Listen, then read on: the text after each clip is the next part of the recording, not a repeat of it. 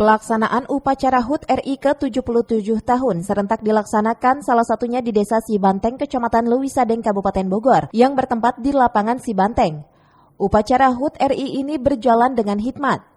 Para peserta upacara yang terdiri dari masyarakat, kelembagaan desa hingga para siswa yang ada di wilayah Desa Sibanteng, salah satunya SMK Pesona di Wantara.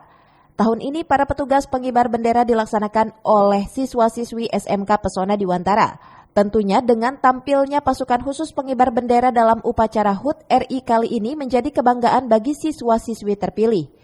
Zaman sekarang anak-anak itu yang banyak yang tidak tahu dengan sejarah. Makanya kami berupaya menyampaikan kepada anak-anak bahwa kita ini bersyukur sekarang ini bisa menikmati pendidikan dengan aman, dengan nyaman, ya, kemudian dengan bebas. Makanya kita betul-betul generasi yang memang diharapkan menjadi generasi emas untuk tahun 2045 ini betul-betul harus mewarisi sejarah.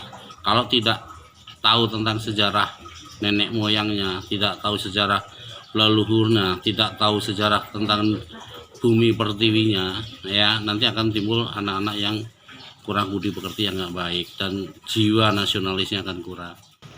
Dari Lewisadeng, Kabupaten Bogor, Iman Abdurrahman melaporkan.